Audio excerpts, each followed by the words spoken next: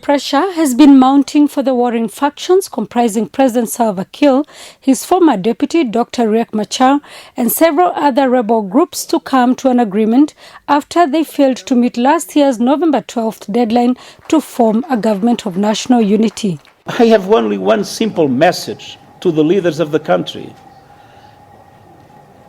Think about your people. Respect your people. You have not the right to continue a confrontation when your people is suffering so much.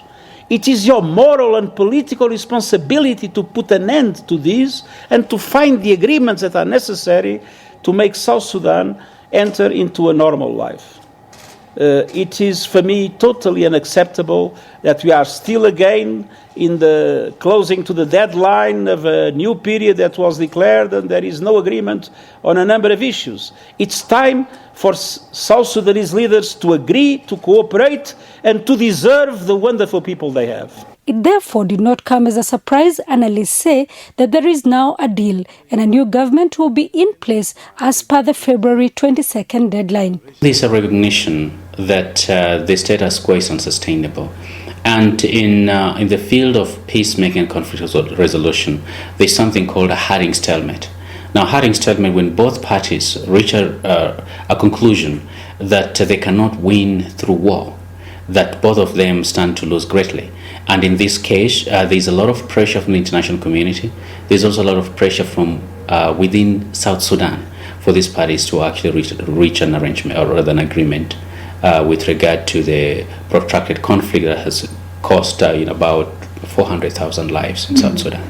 The unity government will be a third attempt at power sharing between Machar and Kiir and also ending the world's newest nation's civil conflict. Still, several contentious issues remain, including the issue of states. The cabinet this week agreed to revert to 10 states with 3 administrative areas. They will have to start by implementing the terms of the agreement. That includes, of course, the vice presidency of Riek Machar.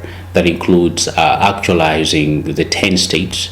That includes integrating the military, and in a way that is actually rational. That leaves the East African regional body IGAD, the African Union, and the international community no choice but to remain engaged in the country's revitalized peace agreement for the next 3 years, the envisaged term of the transitional government of national unity. For any peace agreement, they always have to be carrots and sticks.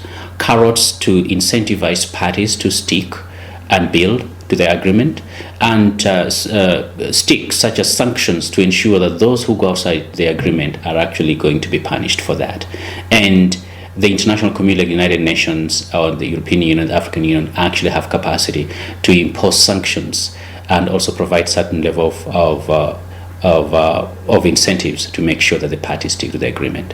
Although a previous agreement proposed the formation of a hybrid court to try those responsible for the violence that left thousands dead and millions displaced, it is not clear yet if the international community will be keen to pursue justice without upsetting the existing fragile peace.